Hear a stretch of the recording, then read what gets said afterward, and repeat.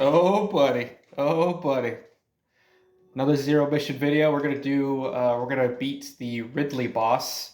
I don't know if Ridley's gonna come back in a part two or not at all, but I don't know. It's hard for me to know because I think this is sort of technically a remake of the first one, so I feel like it's gonna be a lot more limited than I think. But I don't know. It's interesting. Gotta check this out.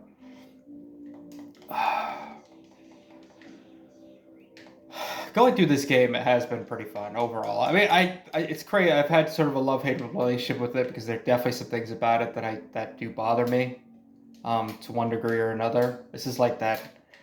In Castlevania, it's just like a boss. It's you generally just like a door that you just walk into and it closes behind you. Of course, Samus has got to do something a little bit extra and different by having the fucking door basically be its own little thing that fucks with you. I mean, look at that. I just I had six of those super nuke bombs and I just gave up three of them and just got hit at least once. I mean, that fucking thing took a piece out of my ass and it was the fucking door. Like, what the fuck? Um,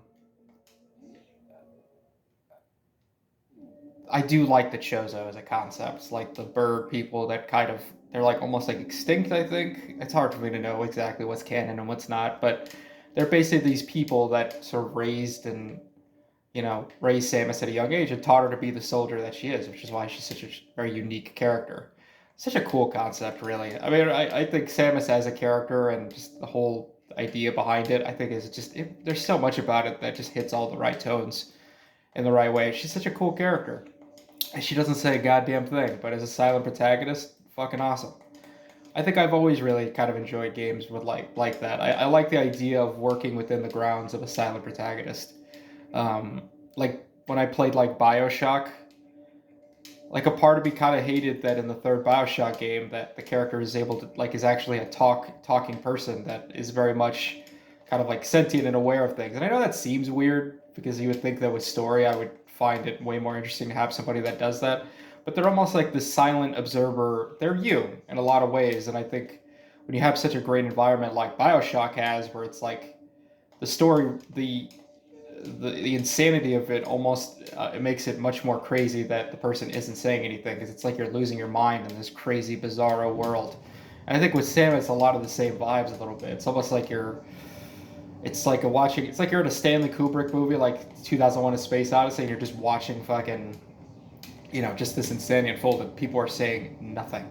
There's so much silence that the silence itself is almost deafening. I think that's what really works really well with Metroid. I really like the concepts of what happens in Castlevania a lot, but it's usually because Castlevania has a very simple formula. It's Dracula, a castle rises, Dracula's basically trying to destroy the world again, and then, you're just basically treading through it to stop them. Or a variant of that, usually maybe it's a follower who's trying to resurrect Dracula, and he succeeds at the end, you still gotta kill him. Like something like that. It's a very simple story. You don't really need to get super deep beyond that. I think like Symphony of the Night may have done a little bit more, and Aria of Sorrow and Dawn of Sorrow kind of did that a little bit more, and I thought they changed the formula pretty well.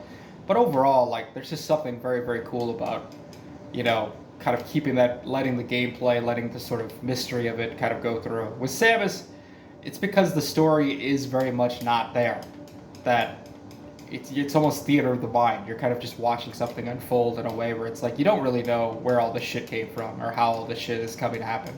Like Ridley. Like Ridley is this giant fucking dinosaur space pirate thing that's like coming after you. It's you don't get a lot of explanation as to who and what and why the fuck they're necessarily doing what they're doing, but it still fucking works because of that. And it's because your brain is sort of working in that vibe of like just kind of going into this. That's what makes it so freaking cool.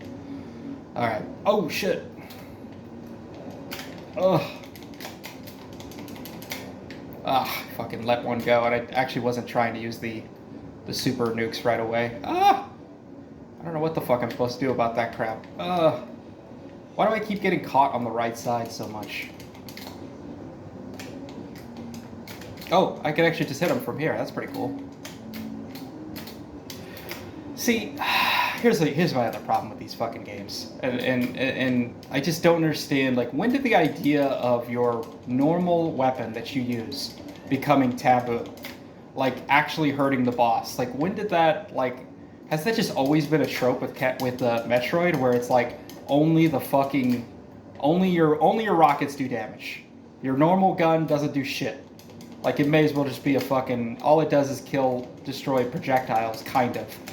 But the projectiles are so crazy where it's like, you know, it's such a weird, it's a weird thing. Like my rockets ever hurt bosses. Like why is that a thing?